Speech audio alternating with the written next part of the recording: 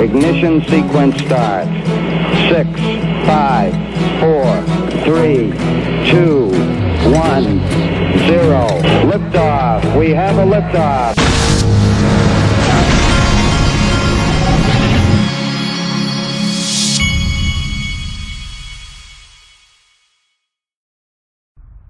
Hey everybody, this is the Digital Asset Investor, and we have one interesting thing happening on here on the chart on Coin Paprika, on my list that is, and that is we're looking at Stellar. Let me see if let's see, yeah.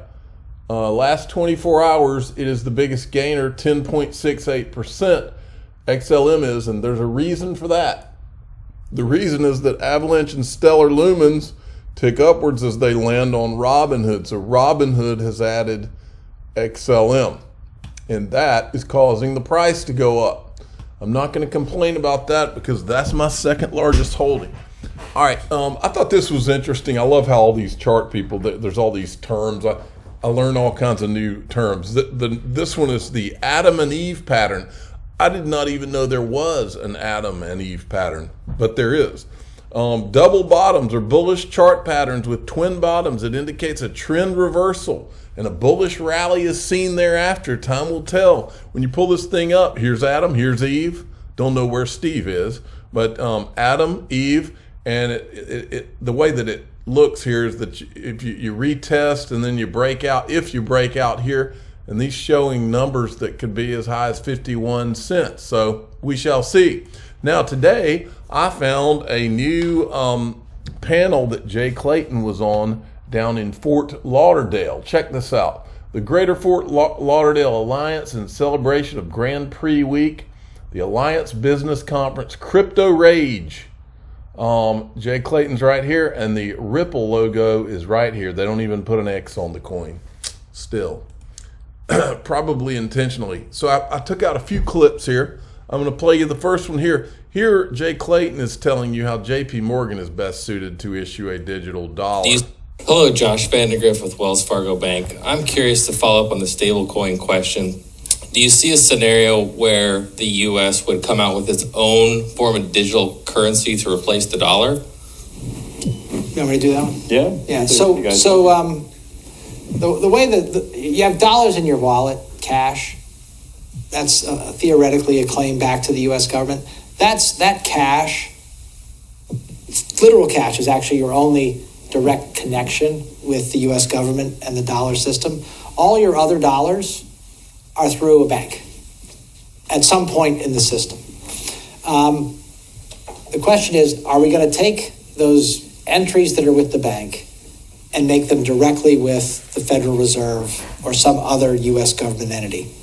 My own view is no, for two reasons.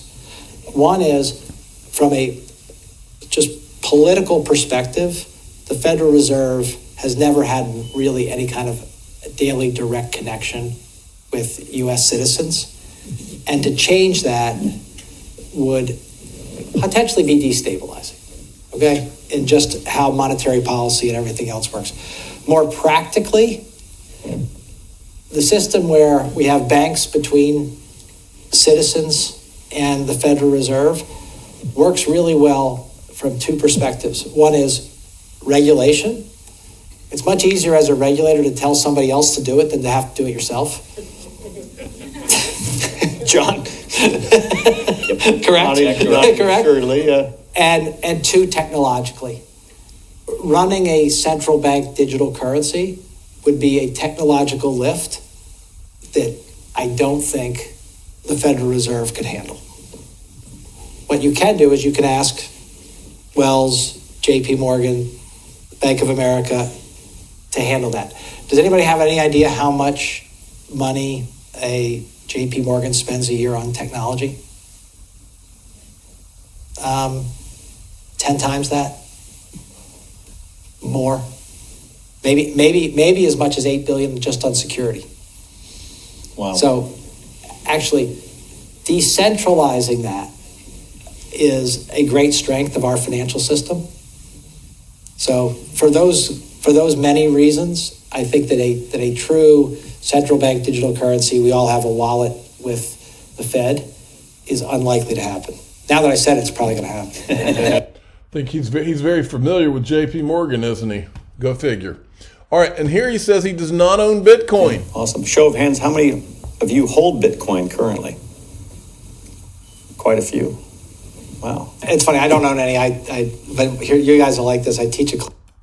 I think that's legal speak. That probably means his wife owns Bitcoin, or some shell company in the Caymans owns Bitcoin, but he doesn't own it. Now, this right here, watch this guy say that basically Ethereum's a security, and Jay Clayton's nodding yes the whole time. First of all, I think people lump crypto into too big of a bucket. I think we have to break it down.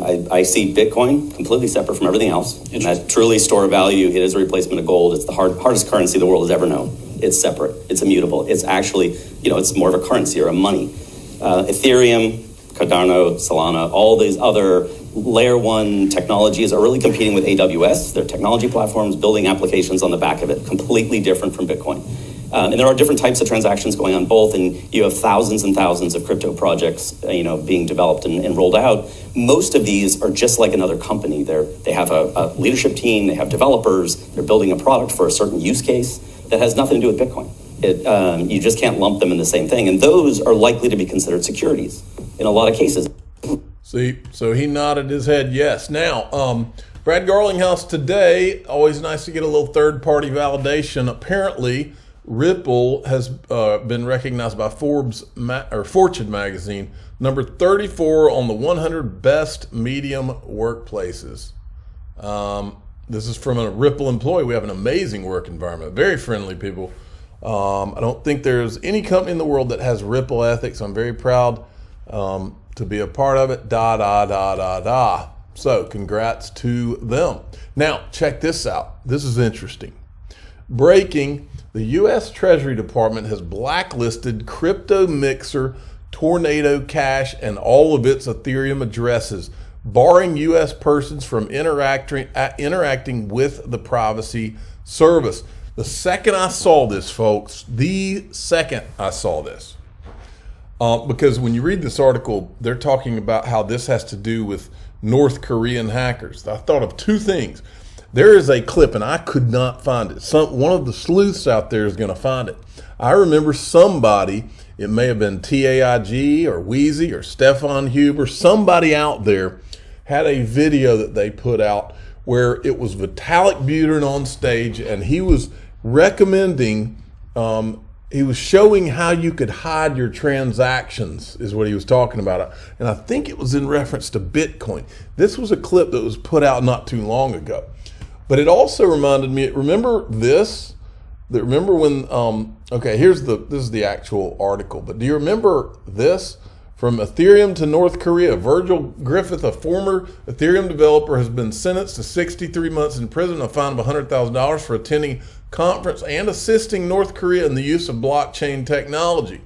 Then there's this, because I remembered Vitalik Buterin. He was actually, look at this for a minute. Latest, Ethereum founder Vitalik Buterin has outlined a design for a minimal mixer design amid obfuscating user addresses when sending fixed quantities of Ether. He proposes Mixer to anonymize one-off Ethereum transactions, simple design to enhance privacy features. So now we have, folks, we've got, in the ICO, Joseph Lubin and him helped people disguise whale purchases in the Ethereum ICO. Now he's wanting someone to create a mixer to hide more transactions in Ethereum. Okay? And so, meanwhile, think about what we watched out of Ripple for the last 10 years. Nothing but Brad Garlinghouse saying, we work with regulators and everything we do is KYC and da-da-da-da-da. That's what you've had. And those are the ones that the SEC goes after, and they're letting this guy off scot-free and not doing a thing, not even trying to investigate the guy.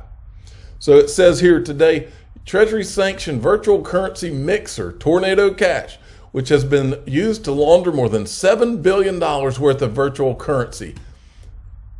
And this is what I said, explain to me why the SEC is going after Ripple and letting this guy on Ethereum get a free pass. What in the living hell is going on in the United States of America?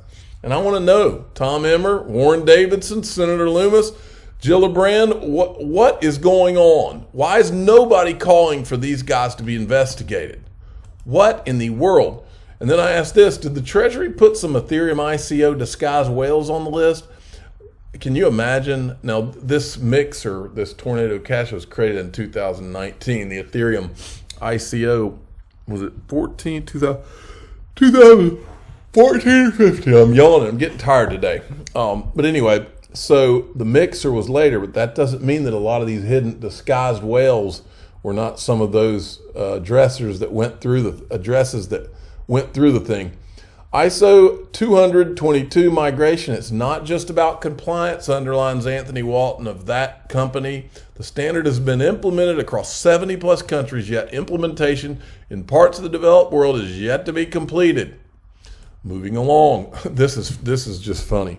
Remember the other day when this Gensler fax guy, he found out that Gary Gensler's company was not registered in Maryland where it's supposed to be registered, while he's telling everybody else they needed to come in and get registered. So this guy says, I just sent this note to the Maryland Secretary of State. Perhaps some Marylanders might also want to be helpful.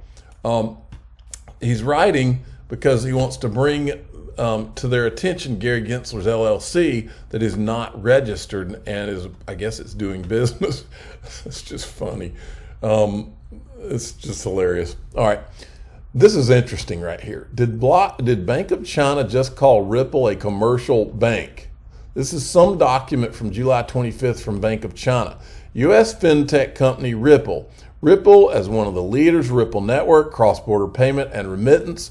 Then here's where it gets interesting. 4, solving the problem of neutrality becomes the key to future development. SWIFT, Western countries have taken SWIFT as an important tool to implement financial sanctions, and the future cross-border payment system, whether neutrality can be maintained is a key trade-off. Ripple, as a Native American fintech company, is inevitably subject to the influence of U.S. regulators.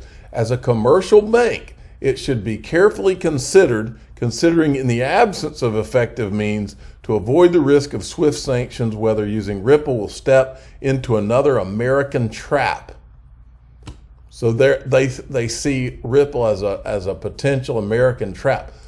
From the looks of it, it looks like they ought to consider Ethereum an American trap with all of the things we found out. Now listen to John Deaton. This is interesting. This is another clip from the Thinking Crypto interview.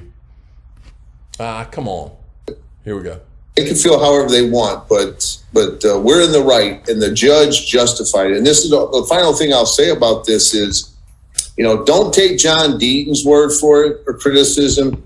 How about Judge Netburn? She's the one that said, she didn't call John Deaton a hypocrite, right? She didn't call Thinking Crypto a hypocrite. She called the SEC lawyers were engaging in hypocrisy and that they lack a faithful allegiance to the law.